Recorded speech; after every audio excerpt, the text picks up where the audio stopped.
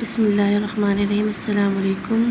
آج ہم پڑھیں گے 2023 میں کراچی بورڈ میں انشاءاللہ آنے والے تفصیلی سوال جواب جو کہ 10 سالوں میں جو ہے بار بار ریپیٹ ہوئے ہیں۔ شروع کرتے ہیں۔ نمبر 1، تدریسی مقولوں کی تعریف بیان کریں، ان سے کیا مراد ہے؟ کوئی 2 ماہ امثال واضح کیجیے۔ نمبر 2، متعدی امراض سے کیا مراد ہے؟ ان کے پھیلنے کے ذرائع بیان کیجیے۔ نمبر 3، قرآن و حدیث کی مستند حوالوں کے ساتھ تعلیم کی اہمیت بیان کیجیے۔ نمبر 4، تعلیم سے کیا مراد ہے؟ تعلیم کی کوئی 2 عمومی مقاصد بیان کیجیے۔ نمبر 5، علم الصحت سے آپ کیا سمجھتے ہیں؟ تعلیم میں اس کی اہمیت بیان کیجیے۔ تعلیم کی ضرورت اور اہمیت واضح کیجیے۔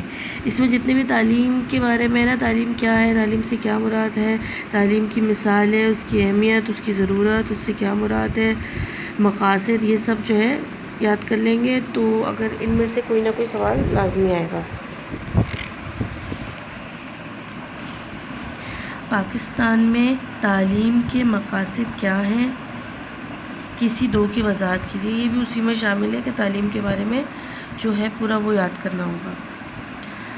نمبر 9، محرک کی تعریف کیجیے۔ تعلیم میں محرکات کا استعمال کیوں ضروری ہے؟ رہنمائی کا مفہوم بیان کیجیے اور تعلیم میں اس کی اہمیت بیان کیجیے۔ یہ 2-3 بار ریپیٹ ہوا ہے، باقی سب 1-8 بار ریپیٹ ہوئے ہیں۔ جن پہ میں نے ٹک مارکس لگے ہوئے ہیں وہ بار بار ریپیٹ ہوئے ہیں۔ اور اقسام، رہنمائی کا مفہوم بیان کیجیے، اس کی اہمیت، اس کی اقسام، موزون امثال، اس کی ضرورت اور اصطلاح بیان کیجیے۔ یہ بھی یعنی کہ رہنمائی کا جو بھی کچھ ہے نا، کہ رہنمائی میں جس میں مفہوم آتا ہے، تعریف آتی ہے، اصطلاح میں کیا کہتے ہیں اسے، اقسام کیا ہے، وہ سب یعنی آپ نے رہنمائی کا پورا یاد کر لینا ہے کہ رہنمائی کیا ہے، اس رہنمائی کے بارے میں سب کچھ، تو اس میں سے کوئی نہ کوئی سوال بن کے لازمی آئے گا۔ یہ بھی بہت امپورٹنٹ ہے۔ ذاتی صحت و صفائی کی اہمیت تحریر کیجیے، اور یہ بھی ہے۔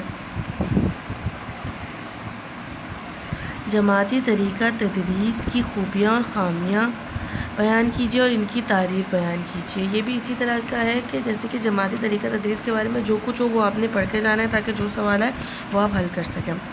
رسمی اور غیر رسمی تعلیم کی تعریف بیان کیجیے، ان کا فرق بیان کیجیے، ذرائع بیان کیجیے، 2 کی وضاحت کیجیے۔ یہ بھی اسی طرح ہے۔ رسمی اور غیر رسمی تعلیم کے بارے میں جو بھی چیزیں ان کی تعریف ہے، ان کی مثالیں ہیں، سب کچھ یاد کر کے جانا ہے، سب کچھ جو ہے وہ کم از کم پڑھ کر جانا ہے کہ اگر کسی میں سے بھی سوال آ جائے تو وہ حل کرنے میں مشکل پیش نہ آئے۔ امید کرتی ہوں آپ کے لیے یہ فائدہ مند رہا ہوگا، اور دعاؤں میں یاد رکھیے، چینل کو سبسکرائب کیجیے، ویڈیو کو لائک کیجیے، شیئر کیجیے۔ جزاک اللہ خیر۔ السلام علیکم۔